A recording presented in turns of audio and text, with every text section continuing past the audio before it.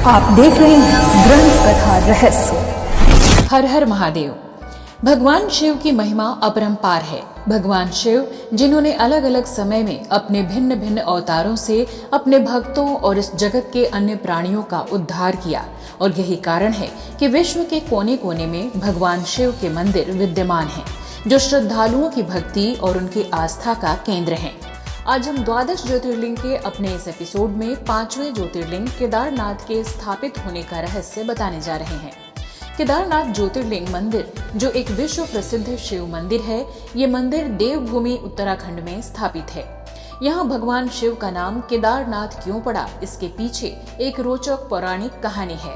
हिंदू पौराणिक ग्रंथों में उल्लेखित कथाओं के अनुसार एक बार सतयुग में भगवान विष्णु ने नर और नारायण के रूप में अवतार लिया। इस अवतार में वो उत्तराखंड के अलकनंदा नदी के किनारे स्थित पर्वत पर ध्यान लगाकर बैठ गए और वो भगवान शिव की कठोर तपस्या करने लगे। नर नारायण की कठोर तपस्या को देखते हुए भगवान शिव प्रकट हुए और उनसे वर मांगने को कहा।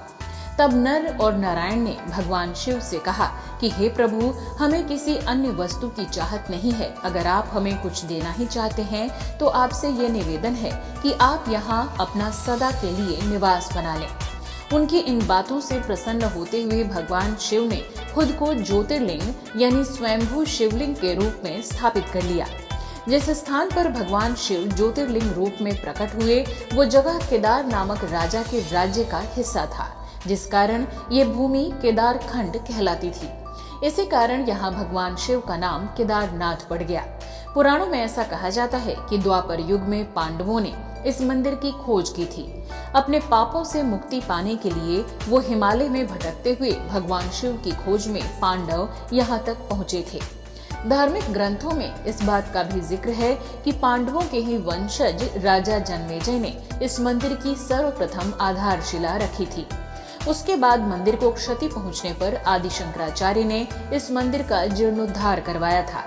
केदारनाथ ज्योतिर्लिंग के विषय में ये भी प्रचलित है कि पांडवों के द्वारा कठोर तपस्या करने के बाद भगवान शिव ने उन्हें बैल के रूप में दर्शन दिया था, जिसके कारण भगवान शिव बैल के स्वरूप ज्योतिर्लिंग बनकर इस स्थान पर स्थापित हो गए। यही कारण है कि ये ज्योतिर्लिंग बैल की पीठ के जैसा दिखता है।